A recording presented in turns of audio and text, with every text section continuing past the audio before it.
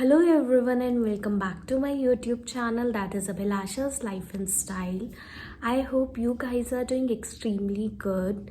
So if you're new here, don't forget to hit subscribe button and press notification bell for my more updates. As you guys know, I am a UGC NET aspirant and preparing for this December 2025 UGC NET exam attempt. आज का जो study routine है वो मैं paper 1 से start नहीं कर रही हूँ। Today I will be starting with paper 2। Let me tell you, मैं क्लासिकल लिटरेचर से स्टार्ट कर रही हूँ अपना revision.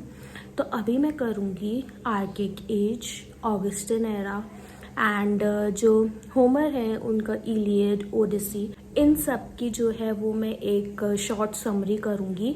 Means notes I have prepared, मैं इन सारी चीज़ों का रिवीजन करूँगी। इसमें पर्शियन वॉर भी है, अलेक्जेंडर द ग्रेट भी है, ये सारी चीज़ें भी हैं, वो सब भी मैं करूँगी। एंड मीन्स इसका जो है मैं प्रॉपर रिवीजन करूँगी कि बेसिकली कहाँ से जो है, क्योंकि ये सारी चीज़ें जो है वो एक तरीके से इंग्लिश लिटरेचर का बेस है, तो ये सब पता होना काफ़ी ज़्यादा इम्पॉर्टेंट है। UGC net point of view से इम्पॉर्टेंट है, but for the knowledge purpose also आपको ये सारी चीज़ें पता होना काफ़ी ज़्यादा इम्पॉर्टेंट है। तो बस अब मैं यहीं से अब स्टार्ट करूँगी अपना। So now starting with classical literature. अब मैं यहाँ पर क्लासिकल लिटरेचर वाले चैप्टर का या यूनिट का जो है वो एक तरीके से रिवीजन कर रही हूँ। एंड इसमें एक चीज़ काफ़ी ज़्यादा इम्पॉर्टेंट है जो कि है Greek names, Roman names and role. इनमें जो है वो गॉड गॉडेसेस वगैरह के नेम्स वगैरह हैं कि उन्हें ग्रीक में क्या कहा जाता है, क्या नेम से बोला जाता है, और रोमन में उन्हें किन नेम से बोला जाता है। तो आई होप आप सब भी इन वाले जो नेम्स हैं इनको लर्न कर लेना।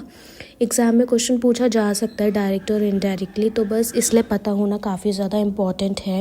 एंड साथ ही इसमें भी क्रोनोलॉजीज़ है, उसको भी लर्न कर लेना। एंड बाकी जो आप इसकी बेसिक सी जो हिस्ट्री है ना, उसको पढ़ लेंगे तो भी आई थिंक सो आपके लिए सही रहेगा।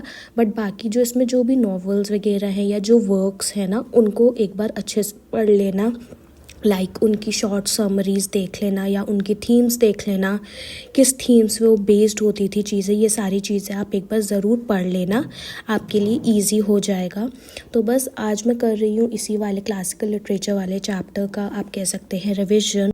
यहाँ पर इस टेबल पर काफ़ी ज़्यादा मेस हुआ था, तो इसलिए अब मैं इसको अच्छे से क्लीन कर रही हूँ। एंड क्लीन करने के बाद यहाँ पर मैं टेबल क्लॉथ जो है वो बिछाऊँगी। तो इसे जल्दी से कर लेते हैं। अभी थोड़ा सा मैंने ब्रेक लिया था अपनी पढ़ाई से, क्योंकि काफ़ी देर हो गई थी मुझे करते हुए एंड लंच टाइम पे होने वाला था, तो सोचा पहले थोड़ा सा वाला काम कर लेती हूँ, फिर बाकी की चीज़ें करूँगी।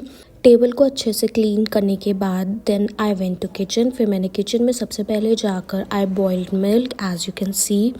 आफ्टर बॉइलिंग मिल्क, क्योंकि लंच टाइम अप्रॉक्स हो ही गया था, सो सबसे पहले फिर मैंने यहाँ पर जो है अपने लिए सैलड कट किया। एंड येस, उसके बाद आई कुक चपातीस, क्योंकि just because of cold and cough आजकल I am avoiding having rice and even lunch also. तो बस मैंने अपने लिए चपातीस प्रिपेयर करी एंड एक गैस बर्नर पर मैंने रख दिया था पैन पानी का, एंड उसको मैं गर्म कर रही थी, क्योंकि आजकल जो है अपने कोल्ड कॉफ की वजह से मैं आजकल वार्म वाटर ही पी रही हूँ। So today I am thinking कि आज मैं पूरा दिन लगाकर, चाहे मुझे रात भी हो जाए, मैं अपना ये वाला जो चैप्टर है मेरा क्लासिकल लिटरेचर, इसमें introduction and history of ancient Greece है एंड काफ़ी आगे के भी टॉपिक्स हैं, वो सारे आज मैं कंप्लीट कर लूँगी रिविजन, क्योंकि यार मेरे पास ऑलमोस्ट सारे ही नोट्स बने हुए हैं। It's just I have to revise the things and थोड़ी सी क्रोनोलॉजीज़ है जो मुझे लर्न करनी है, बस बाकी मैं आज कर लूँगी। मेरे पास सारे नोट्स इसके प्रिपेयर्ड हैं, तो बस आज मैं फुल डे इसको ही करने वाली हूँ। After taking a short nap मैं 4 बजे जो है अपनी स्टडी टेबल पे आ गई थी पढ़ने। एंड फिर 5 बजे I prepare tea for myself and my mom, and then we had our tea together. जैसे कि आप सभी को पता है 31 दिसंबर से 7 जनवरी के बीच हमारा यूजीसी नेट का एग्ज़ाम होगा। So hardly we have just 2 months left for our exam.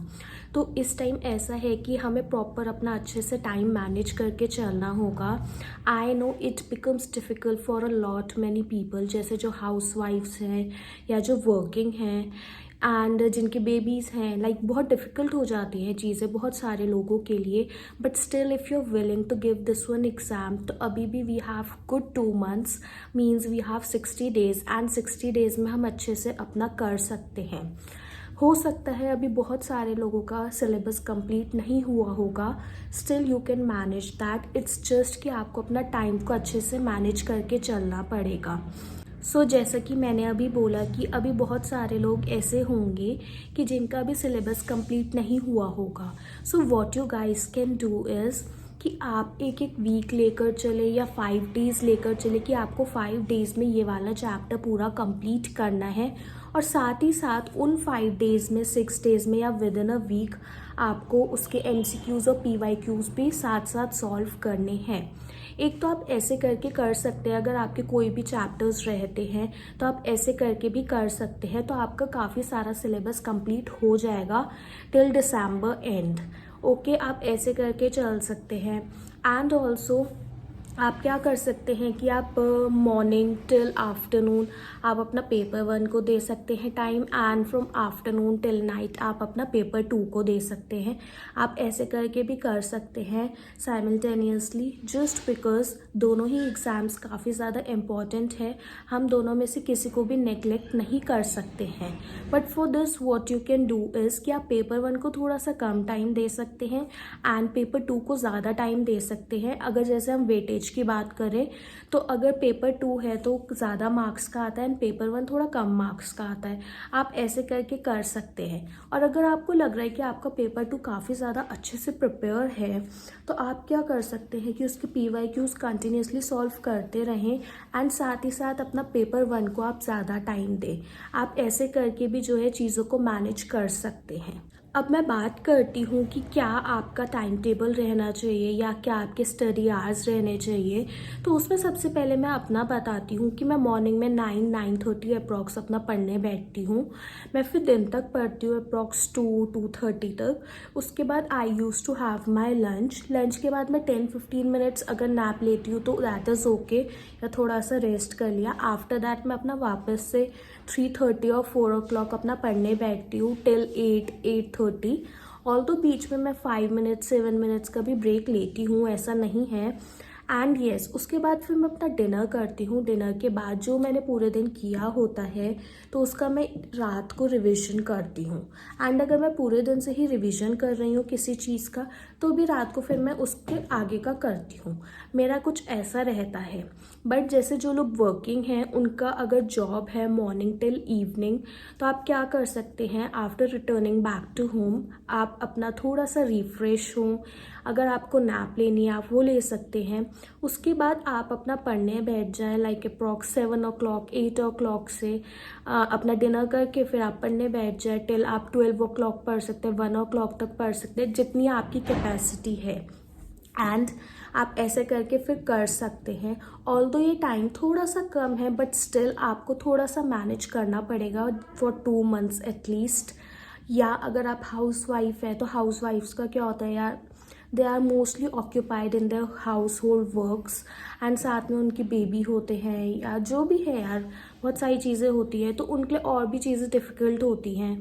तो वो ये क्या कर सकती है कि लाइक जैसे रात को जब दे यूज टू गेट फ्री तो उस टाइम वो पढ़ सकती हैं, या फिर अर्ली मॉर्निंग उठ के लाइक 3 o'clock 4 o'clock से अपना 8 o'clock 9 o'clock तक पढ़ा, फिर अपना घर का काम किया। उसके बाद जब भी आपको टाइम मिले तब आप पढ़ें। आप ऐसे करके भी चीज़ें मैनेज कर सकते हैं।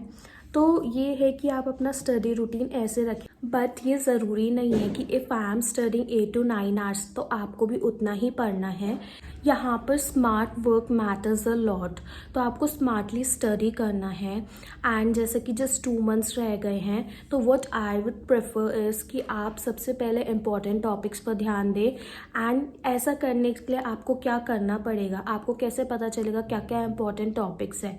फॉर दैट आपको अपना पेपर 1 और पेपर 2 को एनालाइज करना पड़ेगा, उसके PYQs को एनालाइज करना पड़ेगा कि कौन से टॉपिक से किस टाइप के कैसे क्वेश्चंस पूछे जा रहे हैं, कौन से टॉपिक से रिपीटेडली क्वेश्चंस आ रहे हैं, आज तक कितनी बार आ चुके हैं। आज तक मीन्स जो अभी लास्ट टाइम पेपर हुआ तब तक। तो आपको सारे PYQs को एनालाइज करना पड़ेगा, तभी आपको आइडिया होगा कि कौन से क्वेश्चंस आ रहे हैं, क्या क्या टॉपिक्स ज़्यादा इम्पॉर्टेंट है, तो उनको आप पहले कवर करें। यही सेम स्ट्रैटेजी आपको पेपर 2 के लिए भी अप्लाई करनी है। तो मीन्स ये दोनों के लिए ही है। तो आपको सबसे पहले ये करना होगा, अगर आप बिगनर हैं और या फिर अभी आपने सोचा है कि just we are starting now, कि अब 2 मंथ्स में हम प्रिपरेशन करेंगे अपने, तो आपको ये करना होगा। And this is going to be the first and the very initial step इस एग्ज़ाम के लिए। तो ये करना तो काफ़ी ज़्यादा ज़रूरी है। एंड अगर आपने अभी तक नहीं करा है and still you are confused कि हम इतना सारा पढ़ रहे हैं, अभी भी काफ़ी सारा सिलेबस रहता है, कैसे कंप्लीट होगा, तो भी आप क्या कर सकते हैं, देखें PYQs देखें एंड एनालाइज करें कौन कौन से चैप्टर्स में क्या क्या चीज़ें ज़्यादा इंपॉर्टेंट है, उसके अकॉर्डिंग आप अपना पढ़ना स्टार्ट करें। एंड मोस्ट इम्पॉर्टेंटली अब सबसे ज़्यादा फोकस अपना PYQs और MCQs पर रखना, जिसे करके आपको आइडिया होगा कि किस टाइप के क्वेश्चंस आ रहे हैं, कैसे हम उन्हें सॉल्व कर सकते हैं।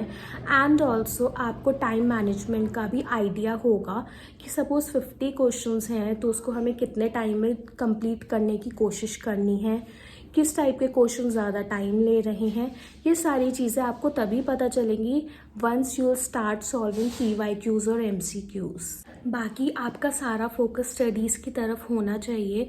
इस टाइम आपको डिस्ट्रैक्शन से बचना है, जैसे कि मैंने किया हुआ है, जो भी मेरे सोशल मीडिया अकाउंट्स हैं, एक्सेप्ट मैं यूट्यूब छोड़कर मेरा इंस्टाग्राम, फेसबुक वगैरह आजकल मैं कुछ नहीं चलाती हूँ। काफ़ी टाइम हो चुका है, मैं एक्टिव ही नहीं हूँ। एंड यूट्यूब पर भी क्या होता है, मैं जस्ट अपलोड करती हूँ एंड उसके बाद मैं ऑफलाइन हो जाती हूँ वहाँ से भी। I don't use as such कुछ भी। यूट्यूब में बस तब चलाती हूँ जब मुझे कुछ पढ़ना होता है या फिर अपनी कोई वीडियोज़ अपलोड करनी होती है। एंड इंस्टाग्राम, जो कि मुझे सबसे बड़ा डिस्ट्रैक्शन लगता है, उसको मैं बिल्कुल भी नहीं चलाती हूँ आजकल। एंड काफ़ी टाइम हो चुका है इन चीज़ों को। तो बस आपको भी सारे ही डिस्ट्रैक्शन से बचना होगा एंड जस्ट अपने चीज़ों पे फोकस करना होगा। एंड ट्राई कि जल्दी से जल्दी चीज़ों को कंप्लीट करने की कोशिश करें, सो दैट आपको रिवीजन का अच्छा टाइम मिल जाए।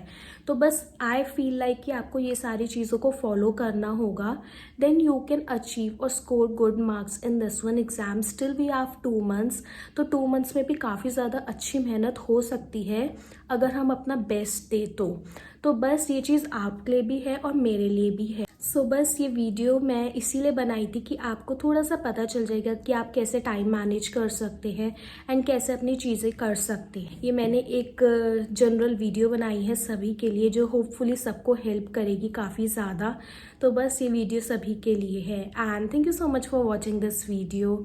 Don't forget to like, comment, share and subscribe to my channel, and I will be keep coming back with more such kind of videos. Bye guys, meet you in the next one.